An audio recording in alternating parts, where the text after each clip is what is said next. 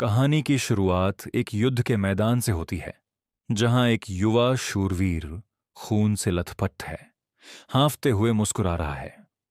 अचानक से कई मृत्यु किरणें उस पर और उसके आदमियों पर दागी जाती हैं, जो दर्शाती हैं कि लड़ाई निश्चित रूप से खत्म नहीं हुई है।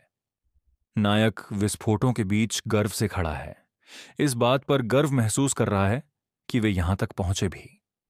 लेकिन वे अभी खत्म नहीं हुए हैं। अगर वे अपने सामने की इस आखिरी शक्ति को हरा दें तो वे युद्ध जीत सकते हैं। दुख की बात है, जैसे ही वह यह विचार मन में ला रहा होता है, ऊर्जा की एक शक्तिशाली लाल किरण ठीक उसके आर पार हो जाती है। मौत की यह लेजर उसके महसूस करने से पहले ही उसके बीच से निकल जाती है। और जब वह धीरे धीरे अपनी खून से भरी आंखों से नीचे देखता है तो वह अपने धड़ के बीच में एक बड़ा छेद देखता है। वह अविश्वास में अपनी छाती के विशाल छेद को घूरता है, क्योंकि वह तेजी से जलता जाता है और फिर तुरंत घुटनों के बल गिर जाता है। उसी क्षण उसे आखिरकार समझ आ जाता है कि क्या हुआ, और वास्तविकता उस पर हावी हो जाती है। यह एक घातक वार है और दुख की बात है कि इससे कोई बाहर नहीं निकल सकता। इसीलिए नायक औंधे मुंह गिर जाता है और मौत के सामने आत्मसमर्पण कर देता है, ठीक वैसे ही जैसे उसके साथी, जिनके शव अब पूरे युद्ध के मैदान में बिखरे पड़े हैं। अपने अंतिम क्षणों में वह अपने ही खून के एक विशाल गड्ढे में पड़ा हुआ है और महसूस करता है कि उसकी कहानी का अंत बिना कुछ किए ही हो जाएगा। सिर्फ इस बारे में सोचना ही उसे और थका देता है, और चूंकि अब वह कुछ नहीं कर सकता है, वह बस स्थिर रहता है, जिससे उसका जीवन उसकी आंखों के सामने चमकता है। तो यह होनहार युवा योद्धा इस दुखद स्थिति में कैसे फंस गया? खैर, यह सब एक दिन शुरू हुआ जब उनके संसार में अचानक एक अज्ञात खतरा दिखाई दिया और उसने एक पूरे महाद्वीप को नष्ट कर दिया। इस आपदा के लिए जिम्मेदार व्यक्ति को लिक्विडेटर मानवता का कट्टर दुश्मन कहा जाने लगा। यह खगोलीय संसार समाप्त करने वाला कहर बरपाने लगा, और इसीलिए मानवता की रक्षा के लिए योद्धाओं का एक समूह बनाया गया। नायकों की इस टीम में ब्रायन मिलर नाम का एक व्यक्ति शामिल था, जो एक विशाल उल्कापिंड से बिना किसी खरोंच के बच गया, और वह विश्व रक्षक ढाल के रूप में जाना जाने लगा।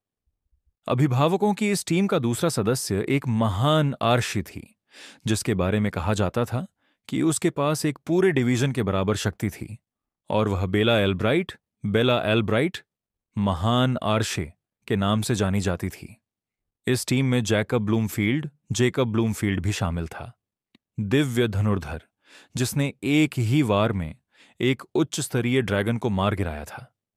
लेकिन ये दुनिया की रक्षा के लिए इकट्ठे किए गए एकमात्र नायक नहीं थे, क्योंकि आज तक का सबसे मजबूत तलवारबाज भी उनकी टीम में था। उसका नाम एमी वाइट था, और वह अपनी शक्ति के लिए तलवार संत, सिक्स सोर्ड सेंट के नाम से जानी जाती थी। इन नायकों के बारे में जो थोड़ी सी जानकारी हमें है, उससे कोई आश्चर्य नहीं कि उन्हें मानवता की सबसे अच्छी उम्मीद क्यों माना जाता था। लेकिन वे लिक्विडेटर के खिलाफ लड़ने वाले अकेले नहीं थे, क्योंकि एक और समूह था जिसे समर्थन इकाई, सपोर्ट यूनिट के रूप में जाना जाता था, जिसका हमारा नायक हिस्सा था। जैसा कि आप कल्पना कर सकते हैं, उन्हें दूसरी टीम में रखा गया था क्योंकि उनमें वास्तव में कुछ भी असाधारण नहीं था, और दुख की बात है कि वे केवल बलि के मोहरे थे। नायक ग्रेली, एक साधारण पैदल सैनिक, मलबे के बीच तेजी से खून बहा रहा है, लेकिन अपने अंतिम क्षणों में वह बस यही सोच सकता है कि मानवता के अतिमानवीय रक्षक वास्तव में दूसरे स्तर पर हैं। वह उन्हें विस्मय से देखता है, क्योंकि वे लिक्विडेटर के खिलाफ युद्ध जारी रखते हैं। ग्रेली जानता था कि वर्ल्ड यूनियन अकादमी के स्नातक पहले भी अद्भुत थे, लेकिन उसे कभी नहीं पता था कि उसके और कुलीन सैनिकों के बीच इतना बड़ा अंतर होगा। खैर, जाहिर तौर पर है, क्योंकि वे चारों अभी भी लड़ाई में हैं, जबकि वह अपनी छाती में कुछ गायब अंगों के साथ धूल में पड़ा है। यह स्थिति उसे सोचने पर मजबूर करती है कि क्या समर्थन इकाई वहां थी या नहीं, इससे कोई फर्क भी पड़ता है या नहीं। नायकों की टीम उनके बिना भी ठीक लग रही है, जो उसे और भी ज्यादा क्रोधित करता है। ग्रेली गुस्से में अपने दांत पीसता है, यह याद करते हुए कि उसने और उसके साथियों ने समान रूप से कितनी कड़ी ट्रेनिंग ली, केवल संपार्श्विक क्षति, कोलैटरल डैमेज के रूप में समाप्त होने के लिए। जैसे ही विचार उसके मन में आते हैं, उसकी आंखों से आंसू बहने लगते हैं, लेकिन अब वह कुछ नहीं कर सकता है। इस बीच नायक अपना हमला जारी रखते हैं और एमी व्हाइट अनगिनत हमले करती है, जो आखिरकार लिक्विडेटर को कुछ नुकसान पहुंचाते हैं।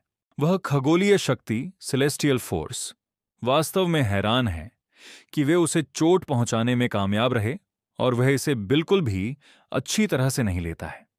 इसीलिए वह सोचता है कि अब उनके साथ खिलवाड़ बंद करने का समय आ गया है, और इसे ध्यान में रखते हुए वह अपने पंखों से ऊर्जा के 2 शक्ति घोले बनाता है और ऊर्जा के 2 विनाशकारी झटके छोड़ता है, जो पलक झपकते ही नायकों को पूरी तरह से नष्ट कर देते हैं। संरक्षक लिक्विडेटर के भारी विस्फोट से मारे जाते हैं और यह देखकर ग्रे की आंखें डर और अविश्वास से चौड़ी हो जाती हैं। उसने अभी अभी मानवता के कट्टर दुश्मन को, पृथ्वी के रक्षकों को एक ही वार से मिटाते हुए देखा है, इसीलिए यह पचाना आसान नहीं है। इससे भी बुरा यह है कि लिक्विडेटर ने कहा कि वह अब तक सिर्फ खेल रहा था। इसलिए उस क्षण नायक को यकीन हो जाता है कि वे इस युद्ध को जीतने का उनके पास कोई रास्ता नहीं है। सच कहूं तो यह तभी काफी स्पष्ट हो जाना चाहिए था जब मौत के इस अतिशक्तिशाली दूत ने एक पूरे महाद्वीप को नष्ट करके पृथ्वी पर अपनी शुरुआत की थी। खैर, एमसी अपने विनाश की प्रतीक्षा करते हुए रोना जारी रखता है, लेकिन तभी अचानक उसे एहसास होता है कि उसे अब तक जीवित भी नहीं होना चाहिए था। उसके दिल में छेद हुए काफी समय हो गया है और किसी कारण से वह अभी भी जीवित है। तो वह खून में अपने प्रतिबिंब को देखता है और तभी उसे आवाज सुनाई देती है। आवाज दावा करती है कि उसने आखिरकार उसे ढूंढ लिया है और फिर ग्रे से बाहर आने और महान शक्ति धारण करने के लिए कहती है। अचानक एमसी खुद को एक अजीब जगह के बीच में खड़ा पाता है और सोचने लगता है कि क्या हो रहा है। वह सोचता है कि यह शायद आफ्टर लाइफ, परलोक है, लेकिन अगर ऐसा है तो उसे यह थोड़ा बंजर लगता है। चौड़ी आंखों वाला सैनिक थोड़ा चारों ओर देखता है और तभी उसे एक अजीब सा हुड वाला प्राणी दिखाई देता है, जो एक सिंहासन जैसी चीज पर पालथी मारकर बैठा है। ग्रे उस खगोलीय प्राणी की ओर देखता है, पूछता है कि वह कौन है, तो वह परग्रही जैसी आकृति बस उसे आश्वासन देती है कि वह मरा नहीं है। वह प्राणी उसे बताता है कि उसके शरीर के भौतिक घाव पहले ही ठीक हो चुके हैं, जो वास्तव में असंभव लगता है क्योंकि उसने अपनी छाती में घातक घाव बहुत स्पष्ट रूप से देखा था। किसी भी तरह वह परग्रही से पूछता है कि क्या उसने उसे ठीक किया था, लेकिन वह बड़ा आदमी इसका श्रेय नहीं लेता है। इसके बजाय वह ग्रे को सूचित करता है कि वह उसकी अपनी शक्ति से ठीक हुआ है।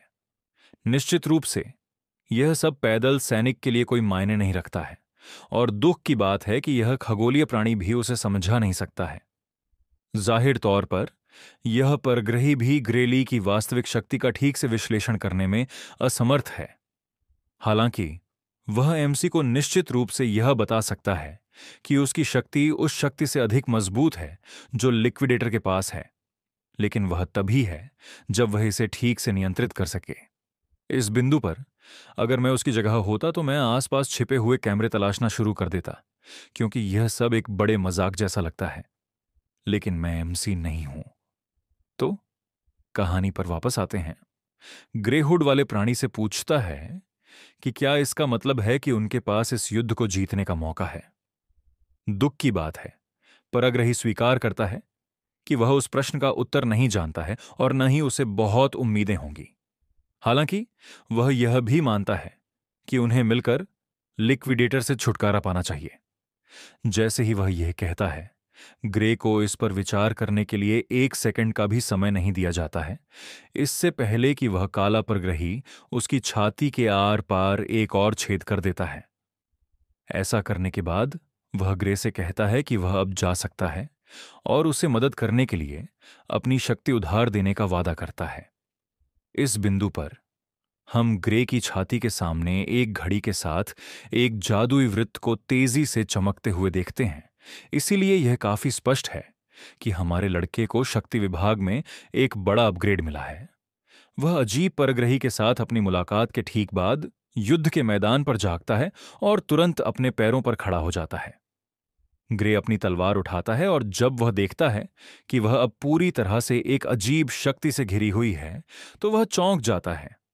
ब्लेड बिजली जैसी ऊर्जा से कड़कती है, तो वह सोचता है कि यह क्या है, और आवाज बताती है कि यह उसकी अपनी शक्ति है जो प्रकट हो रही है।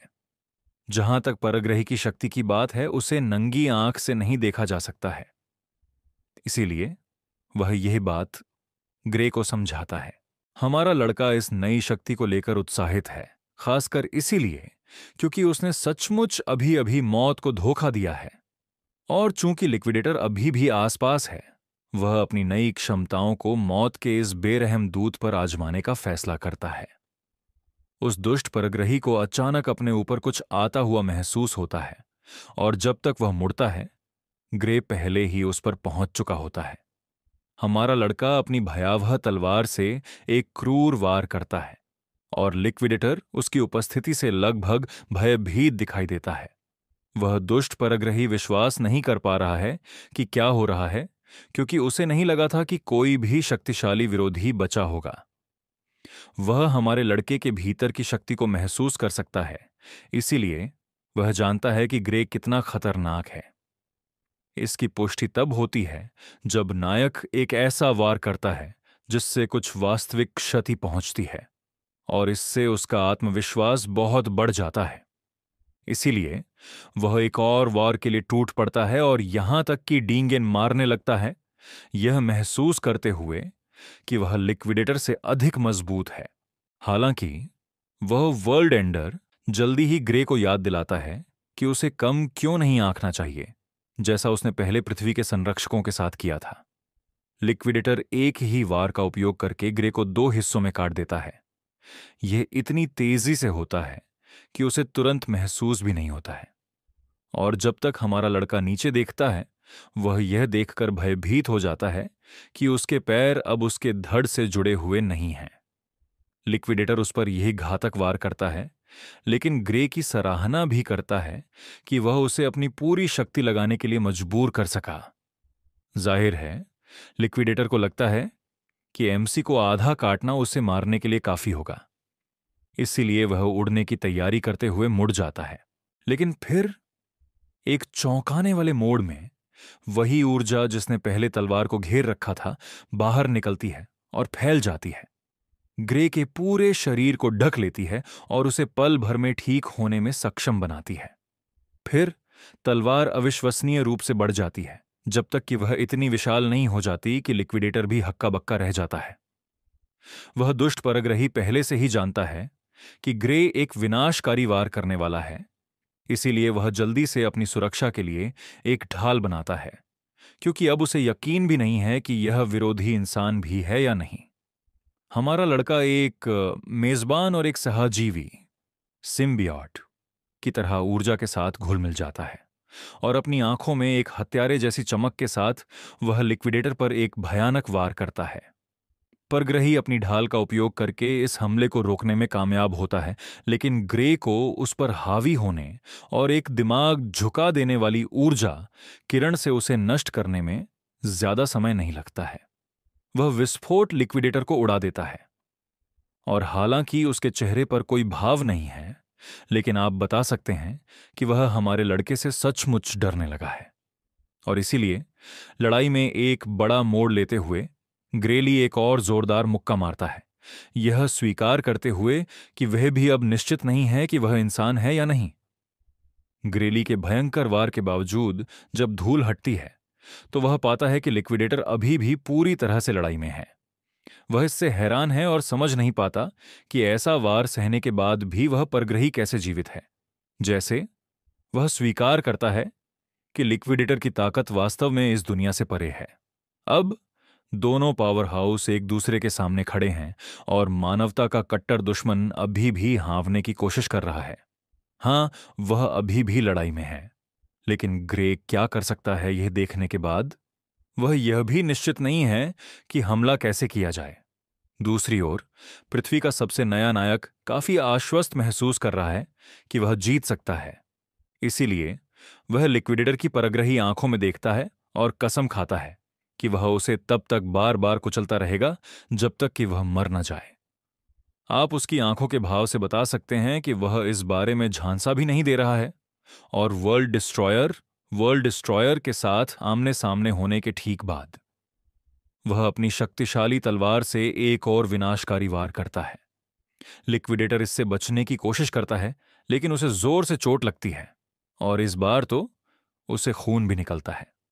वह दर्द से कराहता है।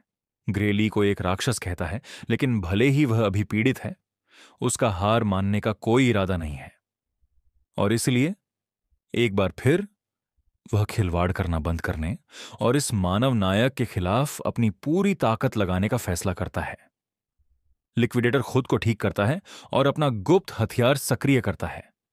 उसका पूरा शरीर पहले से भी ज्यादा चमकने लगता है और उसकी पीठ से पंखों के कई सेट निकल आते हैं। वह परग्रही किसी तरह हर जगह अंधेरा करने में भी कामयाब होता है और नायक से कहता है कि उसका समय समाप्त हो गया है। तभी ग्रे सदमे में ऊपर देखता है कि उस आदमी ने दिन को रात में बदल दिया है। वर्ल्ड एंडर अपनी जानलेवा चाल को सक्रिय करना जारी रखता है और ऐसा लगने लगता है कि पासा फिर से पलटने वाला है। हालांकि लिक्विडेटर की छोटी सी जादू की चाल से ग्रेली विचलित नहीं होता है, और इसीलिए वह लड़ाई को हमेशा के लिए खत्म करने के लिए अपनी विशाल तलवार के साथ दुश्मन पर फिर से हमला करता है। चौंकाने वाली बात यह है कि इस बार अपनी तलवार में बहुत अधिक ऊर्जा भरने के बावजूद वह परग्रही की ढाल को भेद नहीं पाता है। उसका हमला बस अवरोध से उछल कर वापस आ जाता है, जिससे वह एक सेकंड के लिए काफी भौचक्का रह जाता है। वह अभी भी समझने की कोशिश कर रहा होता है कि क्या हो रहा है जब लिक्विडेटर उसे समझाता है। वह वर्ल्ड एंडर उसे बताता है कि उसके सभी हमले व्यर्थ हैं, क्योंकि इस सच्ची सांझ के तल प्लेन ऑफ ट्रू डस्क के भीतर कोई भी चीज उसे नुकसान पहुंचाने में सक्षम नहीं है। इस बिंदु पर लिक्विडेटर अजेय महसूस कर रहा है। वह लापरवाही से हमारे लड़के को अपनी बेकार प्रतिरोध को रोकने और सितारों को देखने की सलाह देता है। यह सुनकर हमारा लड़का डर से आकाश की ओर देखता है और उसकी पुतलियां ऊपर की उस तेज रोशनी को घूरते हुए बार बार फैलती जाती हैं। परग्रही बात करता है कि यह कितना सुंदर है, जबकि ग्रे सिर्फ परेशान है, क्योंकि वह जानता है कि वह तेज रोशनी सिर्फ दिखाने के लिए नहीं है। निश्चित रूप से मौत की शक्तिशाली किरण उस पर नीचे आती है और तुरंत एक भयावह विस्फोट होता है। विस्फोट के बाद धूल और धुआं धीरे धीरे छंटते हैं, जिससे जमीन में विशाल गड्ढा दिखाई देता है। गड्ढा इतना बड़ा है कि आपको लगेगा कि वहां कोई क्षुद्र ग्रह एस्ट्रॉयड गिरा है। यह देखकर परग्रही आश्वस्त है कि मानव योद्धा इस बार खुद को पुनर्जीवित नहीं कर पाएगा, क्योंकि वह शायद पहले ही धूल में मिल चुका है। हालांकि उसने ऐसा सोचा, लेकिन उसे जल्दी ही एहसास हुआ कि वह कितना गलत था। अचानक गड्ढे के सामने बिजली के बोल्ट दिखाई देने लगते हैं। ऊर्जा तेजी से बनने लगती है, जिससे लिक्विडेटर एक बार फिर हैरान हो जाता है। वह ऊर्जा के गोले को घूरता है जैसे जैसे वह बड़ा होता जाता है, और फिर घड़ी जैसी दिखने वाली एक प्रकार की जादुई ढाल ठीक परग्रही के सामने आ जाती है। यह देखकर लिक्विडेटर तुरंत इसे पहचान लेता है, और फिर वही आवाज जो पहले ग्रे को पुकारती थी बोलती है। आवाज लिक्विडेटर द्वारा एकत्र की गई बड़ी मात्रा में शक्ति से प्रभावित होती है और सुझाव देती है कि यह उसे वापस ले जाने के लिए पर्याप्त होना चाहिए। इस बिंदु पर परग्रही आक्रमणकारी पर दहशत की लहर दौड़ जाती है, क्योंकि यह आवाज क्रोनोस नामक व्यक्ति की है। लिक्विडेटर इस पर विश्वास करने से इनकार करता है और तभी वह काला खगोलीय प्राणी ग्रेली को बुलाता है। वह उस नायक को पुकारता है जो महान शक्ति धारण करता है और अपनी सारी शक्ति का उपयोग करके हमारे लड़के को अतीत में वापस भेजने का फैसला करता है। बेशक लिक्विडेटर यह सुनकर भड़क जाता है, क्योंकि वह जानता है कि यह सब उसे नष्ट करने के लिए क्रोनोस की मास्टर प्लान का हिस्सा है। वह ग्रे को बचाने के लिए काले परग्रही को कोसता है, लेकिन निश्चित रूप से इससे कोई फर्क नहीं पड़ता। फिर क्रोनोस समय के पहियों को पीछे घुमाकर अपना वादा पूरा करता है, यह दावा करते हुए कि मानव नायक के लिए वह बस इतना ही कर सकता है। ग्रे को अतीत में वापस भेजकर क्रोनोस मूल रूप से मानव संसार का द्वार उसी को सौंप देता है। इसके बाद सब कुछ फीका पड़ जाता है और यह सब सफेद होने के बाद हमारा नायक अचानक एक मैदान के बीच में जागता है। जैसे ही वह अपनी आंखें खोलता है, वह ये सोचते हुए चारों ओर देखता है कि वह कहाँ है।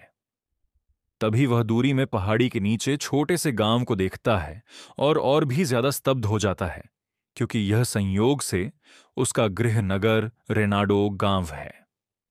ग्रे इससे बेहद परप्लेक्स हैरान है, क्योंकि इसका कोई मतलब नहीं बनता है। पिछली बार जब उसने देखा था तो उसका गांव 15 साल से नष्ट हो चुका था, इसलिए वह जानता है कि इसे यहां नहीं होना चाहिए। लेकिन फिर अपनी भ्रम की स्थिति में उसे याद आता है कि क्रोनोस ने युद्ध के मैदान पर उससे क्या कहा था। उसे याद है कि काले परग्रही देवता ने उसे समय में वापस भेजने का वादा किया था। तो पहेली के सभी टुकड़ों को एक साथ रखने के बाद ग्रे को एहसास होता है कि वह वास्तव में अतीत में है। उसके विचारों में अचानक तब बाधा आती है जब उसे अपने हाथ में एक तेज चुभन महसूस होती है। वह अपनी पट्टी बंधी बाजू को देखता है और तुरंत इस चोट को याद करता है। घाव तब का है जब उसे बेल्डर नाम के एक व्यक्ति और कुछ अन्य बदमाशों द्वारा परेशान किया जा रहा था। उन बदमाशों के बारे में सोचते ही ग्रे डर से कांपने लगता है। उसे याद आता है कि उन्होंने उसे कितनी बुरी तरह पीटा था और वह फिर से उस सब से गुजरने के लिए तैयार नहीं है। दुर्भाग्य से उसे यह भी याद है कि वे कितने मजबूत थे, इसलिए उसे डर है कि वह उन्हें हरा नहीं पाएगा। हमारा लड़का अपने धमकाने वालों से इतना ट्रॉमेटाइज्ड, सदमे में है कि सिर्फ सोचने भर से उसे पैनिक अटैक, घबराहट का दौरा आ जाता है। वह अपनी आंखें बंद कर लेता है और आखिरकार खुद को शांत करता है। चीजों के दिखते हुए ऐसा लगता है कि उसने कभी गांव छोड़ा ही नहीं। तो वह यह निष्कर्ष निकालता है कि लिक्विडेटर को हराना शायद बस एक सपना था। इस बात को ध्यान में रखते हुए वह अपनी नियति को स्वीकार करता है और वापस गांव की ओर चल पड़ता है। वह बदमाशों से चोटिल नहीं होना चाहता है, इसीलिए वह मजबूत महसूस होने पर उनके लिए एक योजना बनाने का फैसला करता है। दुर्भाग्य से घर वापस जाते समय वह झाड़ियों के रास्ते में उन्हीं बदमाशों से टकरा जाता है। वह विश्वास नहीं कर पाता कि उसका भाग्य कितना बुरा है, इसीलिए वह बस अपने चेहरे पर खाली भाव के साथ उन्हें घूरता रहता है। आखिरकार हमें गिरोह के सरगना बेल्डर से मिलवाया जाता है। वह दावा करता है कि वे वास्तव में हमारे लड़के को ही खोज रहे थे और शिकायत करता है कि ग्रे ने उसे ढूंढने में कितनी परेशानी दी। इस बिंदु पर एमएसी शायद यही कामना कर रहा होगा कि वह बस गायब हो जाए या कहीं और टेलीपोर्ट क्षण भर में चला जाए। लेकिन दुख की बात है कि ऐसा नहीं हो रहा है। बेल्डर अचानक उसके पैरों पर एक तलवार फेंक देता है और ग्रे को उसे उठाने के लिए कहता है। हमारा लड़का अभी भी असमंजस की स्थिति में है, क्योंकि वह समझने की कोशिश कर रहा है कि यहां वास्तव में क्या हो रहा है। तो बेल्डर उसे मूर्ख बनने से मना करता है और इसीलिए वह एमसी को सीधे बताता है कि वह एक नकली लड़ाई, मॉक बैटल्स करना चाहता है, लेकिन ग्रे अभी भी तलवार नहीं उठाता है। इसके बजाय वह विनम्रता से निमंत्रण अस्वीकार कर देता है, यह समझाते हुए कि उसकी चोट अभी पूरी तरह से ठीक नहीं हुई है। फिर वह बदमाशों को प्रस्ताव के लिए धन्यवाद देता है और उनसे कहता है कि वह तब तक उनके साथ शामिल नहीं होगा जब तक कि उसके घाव ठीक नहीं हो जाते। बेशक ये गुंडे नहीं सुनने वालों में से नहीं हैं। बेल्डर जोर देता है कि वे नकली लड़ाई करें, उसे यह आश्वासन देते हुए कि यह सुरक्षित है क्योंकि ब्लेड कुंद ब्लंट है। वे घायल शिकार के चारों ओर भेड़ियों के झुंड की तरह उसके करीब आने लगते हैं, लेकिन ग्रे तलवार उठाने से मना कर देता है। वह जोर देता है कि एक ब्लेड अभी भी लोहे का एक बड़ा टुकड़ा है, चाहे वह कितना भी कुंद क्यों ना हो, और यह अभी भी बहुत खतरनाक हो सकता है। लेकिन बेल्डर का आखिरकार धैर्य जवाब दे जाता है। वह बदमाश तंग आ जाता है और ग्रे को चुप रहने के लिए कहता है, यह दावा करते हुए कि उसे ना कहने का कोई अधिकार नहीं है। वह हमारे लड़के को यह स्पष्ट कर देता है और फिर उसे बताता है कि अगर उसे तलवारें पसंद नहीं हैं तो वह बिना हथियार के लड़ने के लिए स्वतंत्र है। इससे पहले कि ग्रे इस पर विचार भी कर पाता, बेल्डर अपनी तलवार के साथ उस पर हमला कर देता है और यह वास्तव में उसे अचंभित करता है, क्योंकि वह निहत्था होने पर भी उस पर हमला करने में संकोच नहीं करता। यह कैसी नकली लड़ाई है? अब यह बिल्कुल स्पष्ट है कि इससे भागा नहीं जा सकता। इसीलिए ग्रे फैसला करता है कि अब समय आ गया है कि वह खुद को तैयार करे। अतीत में वापस भेजे जाने से पहले एक पूर्व सैन्य डॉक्टर ने उसे एक सलाह दी थी। यह पता चला था कि ग्रे के तलवारबाजी कौशल में सुधार की कमी का कारण बचपन में लगी एक चोट थी। अब इसके बारे में सोचते हुए एमसी को एहसास होता है कि शायद यहीं से एक हारने वाले के रूप में उसका जीवन शुरू हुआ था। बेल्डर एक बेकाबू ट्रेन की तरह उसकी ओर तेजी से बढ़ता है और जैसे ही वह वार करने वाला होता है, हमारा लड़का किसी तरह रिफ्लेक्स, सहज प्रतिक्रिया से उससे बच निकलता है। वह इस बात से भी हैरान है कि वह वार से बचने में कामयाब रहा और सोचने लगता है कि क्या बेल्डर के वार वह हमेशा इतने धीमे थे। पहली चूक से एनरेज्ड, क्रोधित होकर बेल्डर एक और वार करता है, लेकिन ग्रे उससे फिर से बच निकलता है।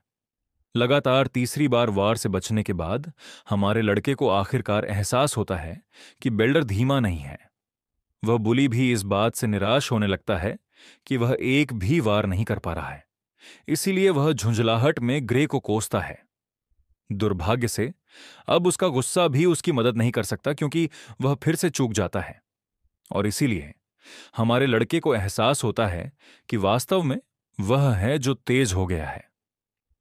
दूसरे बुली यह देखकर दंग रह जाते हैं कि वह लड़का अचानक कितना तेज हो गया है। ऐसा लगता है जैसे वह अब बिल्कुल अलग व्यक्ति है। इसीलिए वे सभी आश्चर्य से देखते हैं, जैसे वह बेल्डर को मूर्ख बना रहा है। उस व्यक्ति द्वारा फेंकी गई हर चीज से बचने के बाद हमारा लड़का आखिरकार तलवार उठाने का फैसला करता है। शायद उसके पास अब अपना पुराना शरीर नहीं है, लेकिन उसे लड़े गए युद्धों की यादें अभी भी हैं।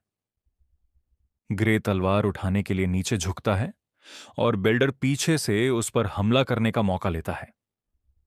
दुर्भाग्य से ग्रे अपनी तलवार के एक ही वार से उसे कैजुअली, सहजता से रोक देता है। वह उस वार से बुली को उड़ा देता है और वह इस बात से भी हैरान है कि एक नॉनशलांट, लापरवाह वार उसके सर्वशक्तिमान बुली को उसके पैरों से गिराने के लिए काफी था। अभी वह आदमी एक एमेचर, शौकिया जैसा दिखने लगा है। इसीलिए वह सोचने लगता है कि उससे लड़ना उसके लिए उचित नहीं होगा। लेकिन फिर उसे वह सब याद आता है जो बेल्डर के गिरोह ने उसे सहने के लिए मजबूर किया था। इसीलिए वह फैसला करता है कि रिंग लीडर उसकी दया का भी हकदार नहीं है। आखिरकार ये वही कूड़े के टुकड़े हैं जिन्होंने उसे प्रताड़ित किया, क्योंकि वह लड़ नहीं सकता था। शुक्र है अब ऐसा नहीं है। इसीलिए वह अपने नए कौशल को दिखाने में खुश है। वह बेल्डर को निहत्था करने के लिए एक और सहज वार का उपयोग करता है और यह देखकर कि तलवार कितनी आसानी से उसके हाथ से छूट गई, उसे एहसास होता है कि वह बुली वास्तव में एक शौकिया से भी बदतर है। ग्रे सुझाव देता है कि बेल्डर को तलवार से वार सहने के लिए प्रशिक्षित नहीं किया गया है। हालांकि इससे कोई फर्क नहीं पड़ता।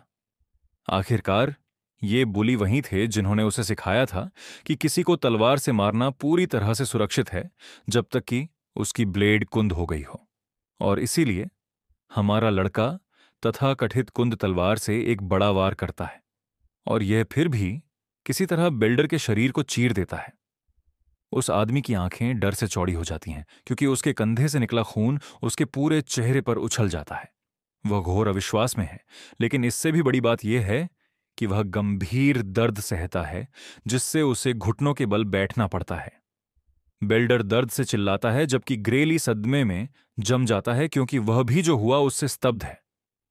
ब्लेड को कुंद होना चाहिए था, इसलिए वह समझ नहीं पाता कि उसने फिर भी ट्रबल मेकर को कैसे काट दिया। अपनी भ्रम की स्थिति में वह यह जांचने के लिए ब्लेड को फिर से देखता है कि क्या यह वास्तव में ऐसा है, और वह पुष्टि करता है कि यह वास्तव में कुंद है। जैसे ग्रे को एहसास होता है कि अगर उसने वास्तव में उसे एक तेज तलवार दी होती तो वह उस वार से बिल्डर को मार भी सकता था। हमारा लड़का एक सेकंड के लिए घबरा जाता है, यह जानते हुए कि वह इन बच्चों को मार सकता था, लेकिन फिर वे वही बदमाश हैं जिन्होंने गांव में उसके जीवन को मिजरेबल, दुखद बना दिया था। इसीलिए वह इसके बजाय ब्लेड की सपाट सतह से बिल्डर को पीटने का फैसला करता है। इस तरह वह अपनी रिवेंज, प्रतिशोध लेते हुए तलवार को कुंद रख सकता है। वह उससे बुली के चेहरे पर वार करता है, जिससे वह फिर से जमीन पर गिर जाता है। बिल्डर अब बहुत डरा हुआ है, इसीलिए हमारा लड़का उसके ऊपर मंडराता है, यह सोचते हुए कि वह इतना क्यों चिल्ला रहा है। वह गिरोह के सरगना से पूछता है कि क्या गलत है, और उसे याद दिलाता है कि वह वही है जिसने कहा था कि कुंद तलवार सुरक्षित है। इस बिंदु पर बिल्डर बस अपनी खून बह रही नाक को ढंक कर बैठा रहता है, जैसे ही ग्रे धीरे धीरे उसकी ओर चलता है। डरा हुआ बुली साइड में देखता है और अपने गुंडों को बस खड़े देखता है, इसीलिए वह उन पर चिल्लाता है, उन्हें हमारे लड़के पर हमला करने का आदेश देता है। यह काफी मजेदार है कि बिल्डर यह भी सोचेगा कि उसके मिनियंस गुंडे ग्रे को हरा सकते हैं, जबकि उसी व्यक्ति ने अभी अभी उसे बुरी तरह हराया है। जैसा कि आप कल्पना कर सकते हैं, वे उसके करीब जाने से भी कतराते हैं, यह देखकर कि वह अचानक कितना मजबूत हो गया है। लेकिन वे अंततः यह सोचते हुए कि वे उसे इस तरह से अभिभूत कर सकते हैं, उस पर एक साथ हमला करने के लिए सहमत हो जाते हैं। ट्रबल मेकर्स एक ही समय में हमारे लड़के पर हमला करते हैं और ग्रे को बस उन पर दया आती है। वह इस बात से हैरान है कि उसके नेता के साथ जो कुछ हुआ, उसके बाद भी वे मूर्खतापूर्ण तरीके से एक और दौर के लिए उस पर हमला करने आ गए। लेकिन बेशक उसके पास उन्हें भी पीटने के अलावा कोई विकल्प नहीं है। बिल्डर फ्यूरियस गुस्से में उन्हें हमारे लड़के को मारने का आदेश देता है, क्योंकि वे उस पर हर तरफ से हमला करते हैं और यह बस एमसी को गुस्सा दिलाता है। वह इस बार उनके दुर्व्यवहार को अनदेखा करने वाला था, लेकिन चूंकि वे सभी स्पष्ट रूप से उसके नए कौशल का स्वाद लेना चाहते हैं, वह उन्हें दिखाने का फैसला करता है कि वह क्या कर सकता है। कुछ ही देर बाद बिल्डर और उसके गुंडे सभी सूजे हुए चेहरों के साथ अपने घुटनों पर हैं। उन्हें इतनी बुरी तरह पीटा गया है कि उनके शरीर से भाप निकल रही है, और अब उन्हें देखकर ग्रे हैरान है कि ये वही लोग हैं जिनसे वह इतना डरा हुआ था। उसे याद आता है कि ये लोग सीरिया तलवारबाजी डोजो से हैं, इसीलिए वह पूछता है कि क्या यह मामला है, और बिल्डर बताता है कि वह कुछ हद तक सही है। जाहिर है उन्हें लगा कि वे काफी मजबूत हो गए हैं, इसीलिए वे हाल ही में डोजो नहीं जा रहे थे। ग्रे के लिए यह काफी हैरान करने वाला है जब वह उन्हें ऐसा कहते हुए सुनता है, क्योंकि वह विश्वास नहीं कर सकता कि उनके वर्तमान स्तर को काफी मजबूत माना जा सकता है।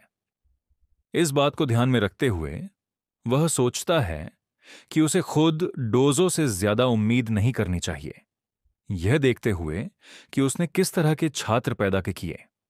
हालांकि वह अभी भी मानता है कि यह उसके लिए उपयोगी हो सकता है, और इसीलिए वह उनसे पूछता है कि वे उसे उस डोजो से मिलवाएं जहां वे जाते हैं। आखिरकार उसने सुना था कि यह केवल रेफरल, सिफारिश से होता है, और वह चाहता है कि वे उसे आमंत्रित करें।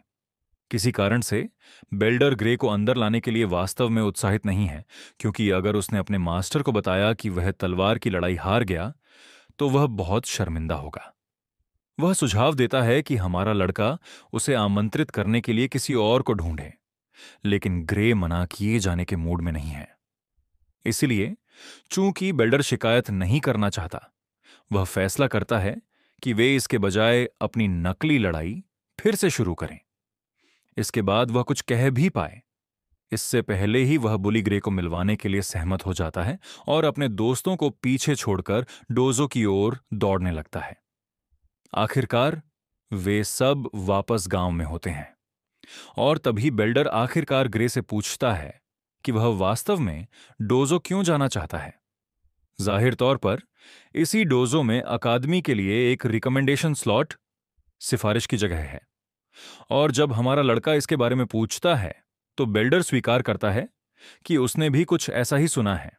जैसे हमारा लड़का समझाता है कि यही कारण है कि वह जाना चाहता है, लेकिन बिल्डर के दोस्तों में से एक को लगता है कि वह अकादमी जाए बिना भी काफी मजबूत है। दुख की बात है, ग्रे जानता है कि उसकी वर्तमान स्थिति लिक्विडेटर को हराने के लिए काफी नहीं होगी। यहां तक कि दुनिया की सबसे मजबूत लाइनअप टीम भी वर्ल्ड एंडर के लिए कोई मुकाबला नहीं थी। उसे लड़ाई याद है, कैसे लिक्विडेटर ने एक ही विस्फोट से सभी संरक्षकों का सफाया कर दिया था। ग्रे याद करता है कि जब लिक्विडेटर गंभीर हो गया था तो वह क्रोनोस द्वारा बताई गई शक्ति का उपयोग करने के बावजूद भी परग्रही को खरोंच तक नहीं मार सका था। सिर्फ इस बारे में सोचने से वह वास्तव में चिंतित हो जाता है, क्योंकि उसे पता भी नहीं है कि लिक्विडेटर को हराने के लिए उसे कितना मजबूत होना होगा। यह उसे बहुत परेशान करता है, लेकिन साथ ही ऐसा नहीं है कि उसके पास कोई सुराग नहीं है।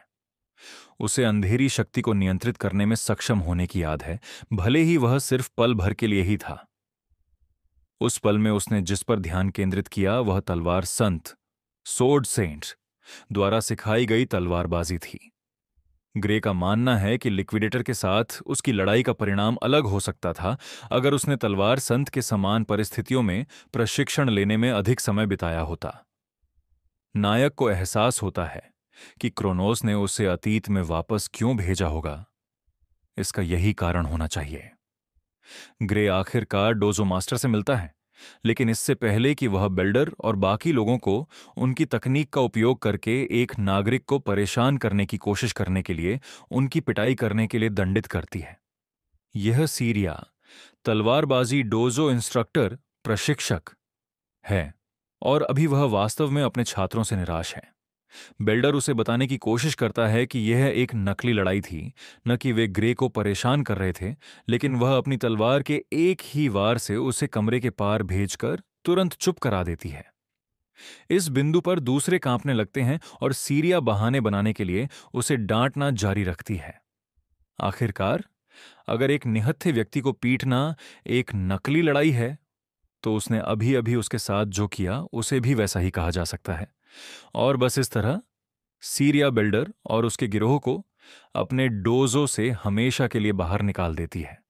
बेशक वे विरोध भी नहीं करते, क्योंकि उनके लिए चीजें और खराब हो जाएंगी। इसीलिए वे बस अपनी जान बचाने के लिए भागते हैं। उन्हें दूर भेजने के बाद सीरिया ग्रे से माफी मांगती है कि उसके पूर्व छात्रों ने उसे इतनी परेशानी दी, लेकिन वह उसे आश्वासन देता है कि उस बारे में चिंता करने की कोई जरूरत नहीं है, और वह इसे जाने देने के लिए उसे धन्यवाद देती है। एक बार जब यह सब हो जाता है तो वह सीधे मुद्दे पर आती है, यह पूछते हुए कि क्या वह अकादमी के लिए सिफारिश करवाना चाहता है। जब वह इसकी पुष्टि करता है तो वह समझाती है कि ऐसा करने से पहले उसे उसकी क्षमताओं की पुष्टि करनी होगी।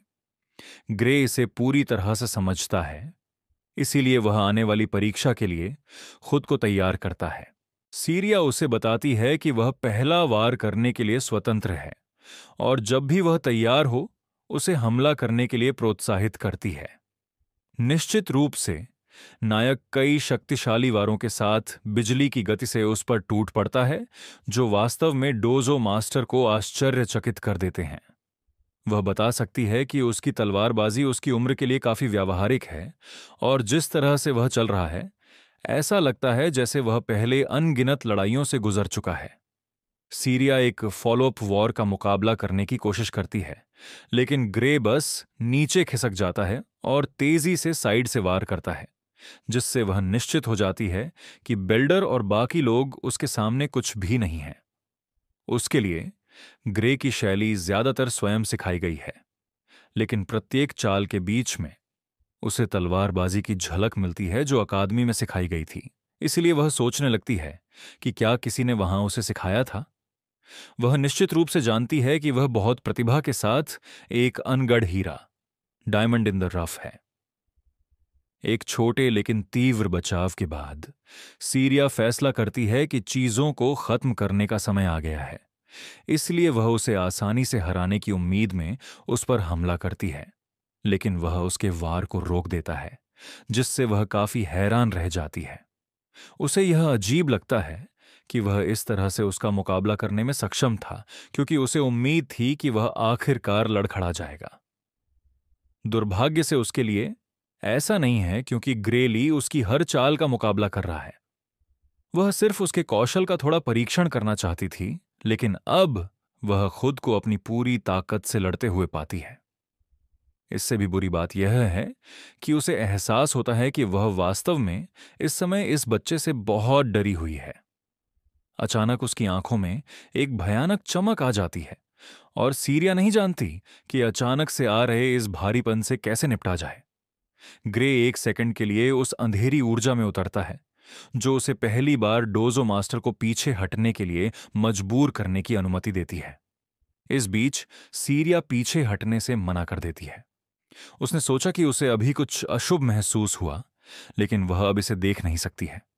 इसीलिए वह निष्कर्ष निकालती है कि बच्चे ने उसे डराने के लिए बस एक बहुत ही जंगली वार किया। इस नए आत्मविश्वास के साथ वह अभ्यास सत्र को हमेशा के लिए समाप्त करने के लिए एक और दौर के लिए आगे बढ़ती है।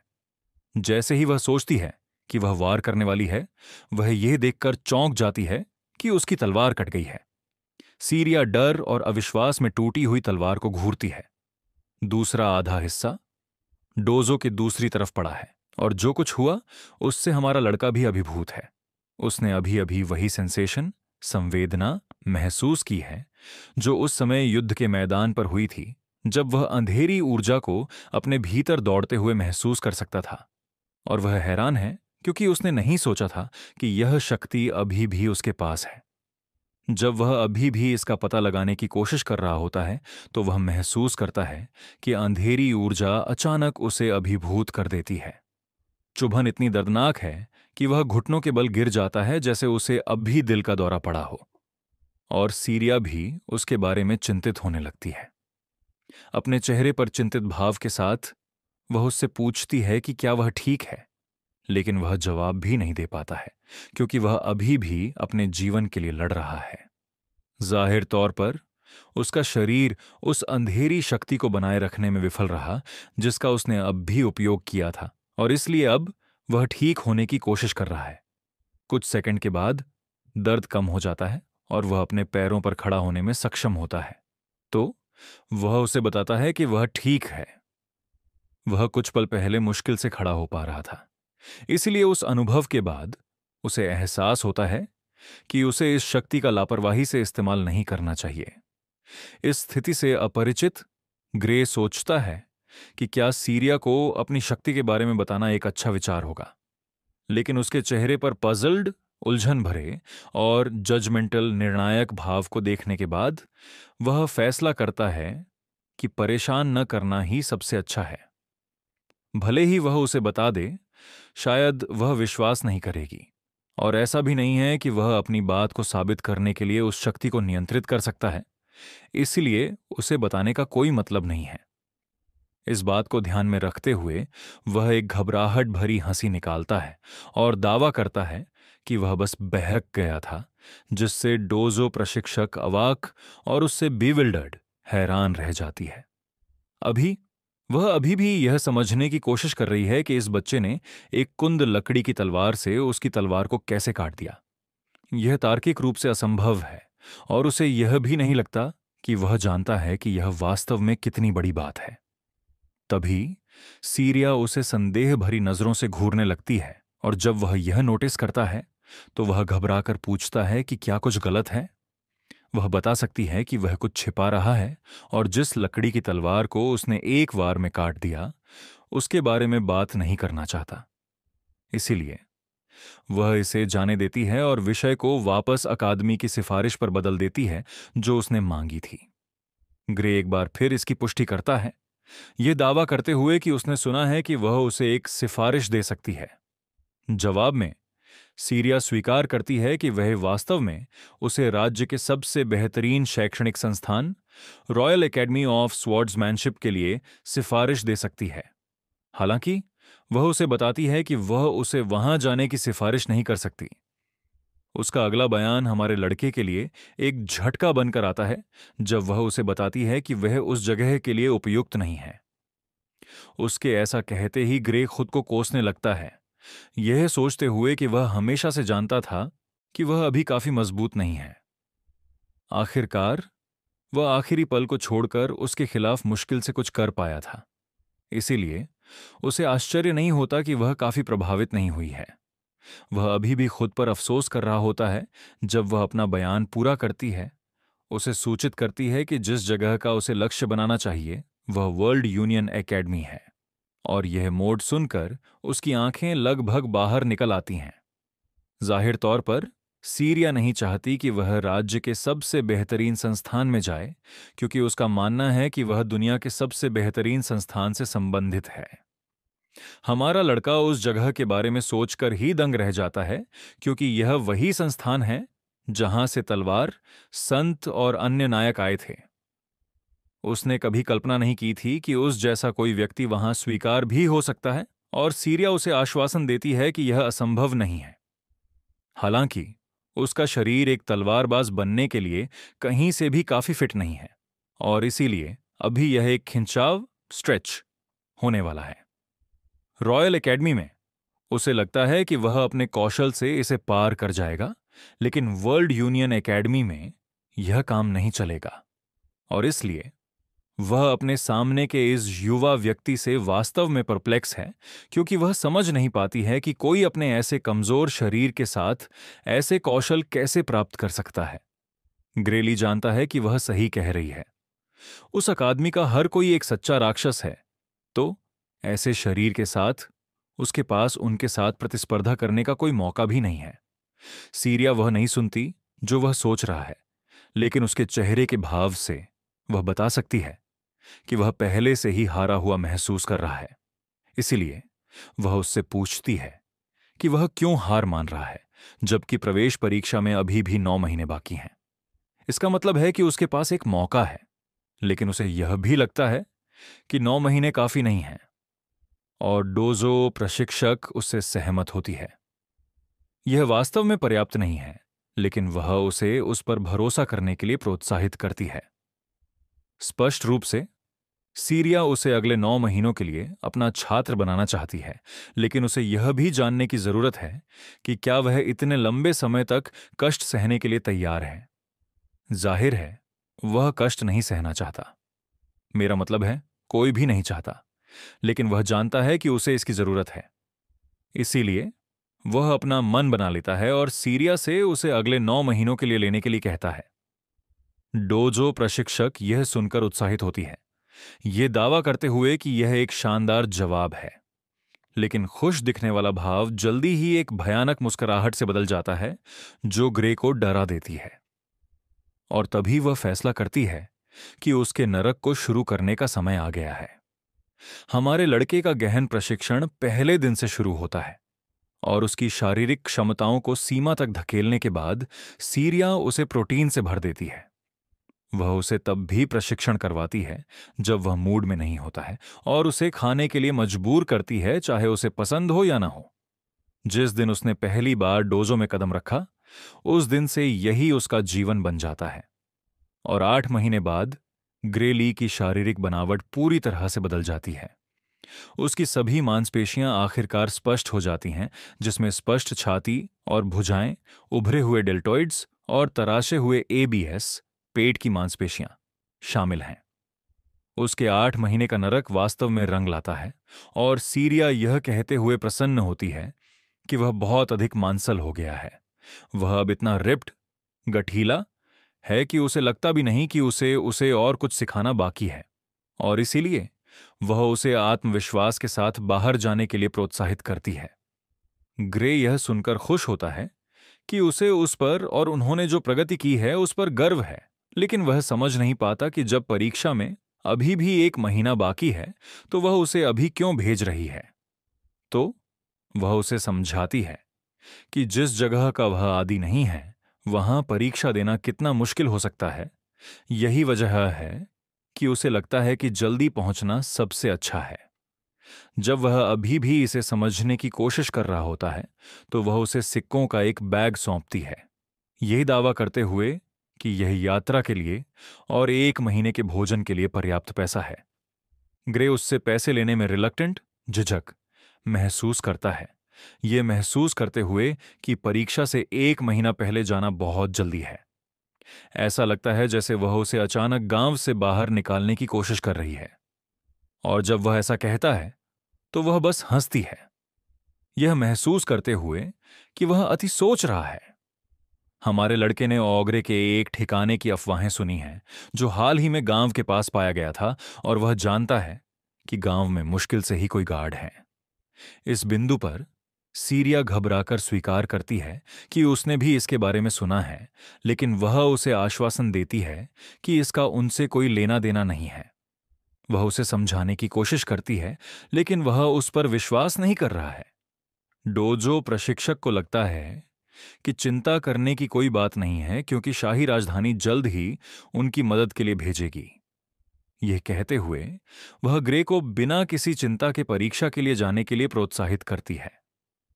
इतना सब कहने के बाद भी हमारा लड़का अपने चेहरे पर खाली भाव के साथ उसे घूरता रहता है, क्योंकि वह उस पर विश्वास नहीं करता। वह पहले से ही जानता है कि इस गांव में कभी कोई मदद नहीं आएगी, क्योंकि उसने भविष्य देखा है। वह सचमुच जी चुका है।